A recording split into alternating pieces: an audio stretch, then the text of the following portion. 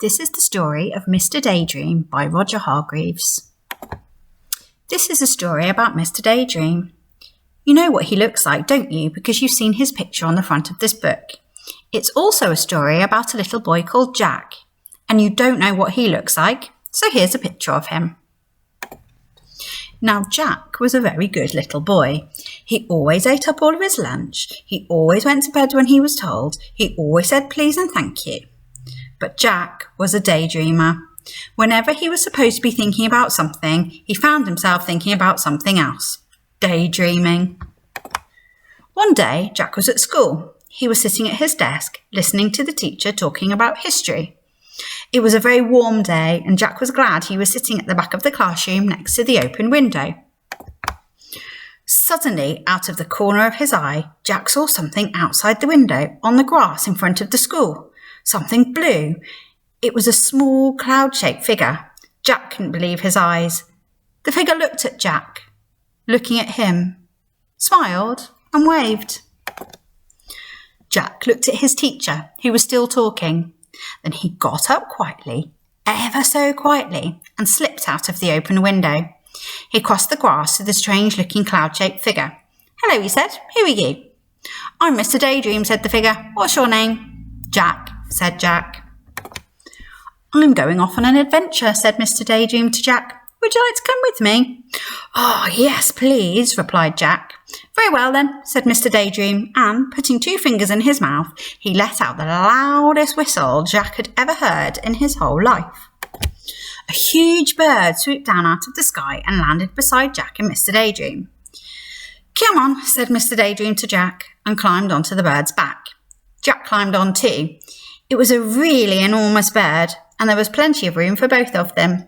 "Hold on," said Mr. Daydream. Jack held on tight. The huge bird flapped its huge wings, and suddenly they were high up in the air.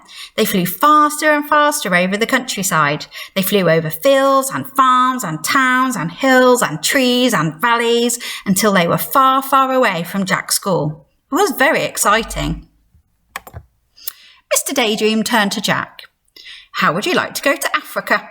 he shouted. They were travelling so fast now, Jack just nodded his head and held on even tighter, and they flew across the sea. Suddenly, it seemed in no time at all, there below them was Africa. The bird landed in a jungle clearing, and Jack and Mr. Daydream climbed off the bird's back. It was very hot.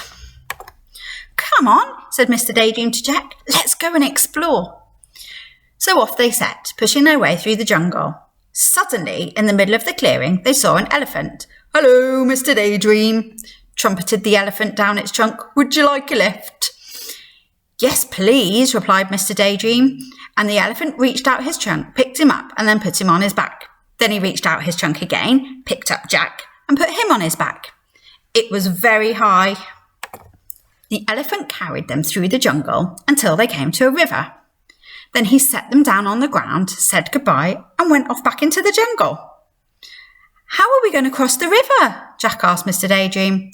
"Perhaps I can be of assistance," wheezed a particularly oily voice coming from the river.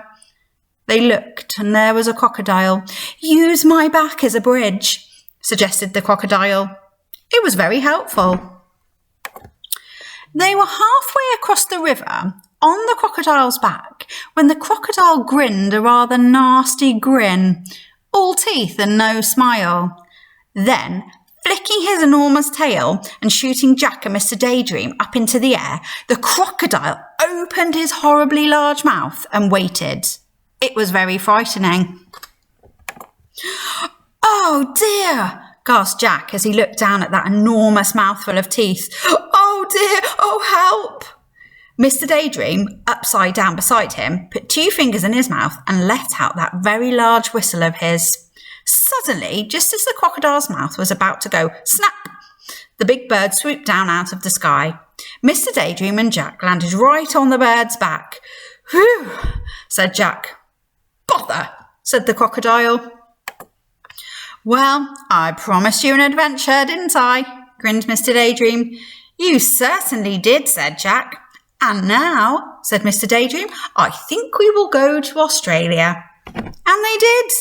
and Jack learned to throw a boomerang so that it always came back to him.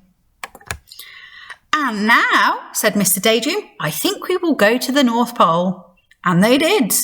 And Mr. Daydream fell right up to his middle in a snowdrift.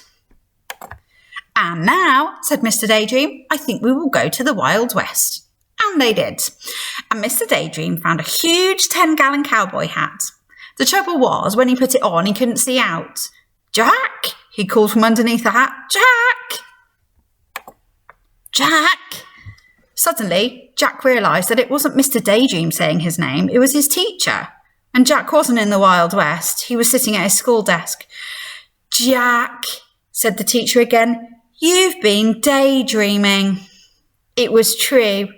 He had. But do you know something? Daydreaming is more fun than history.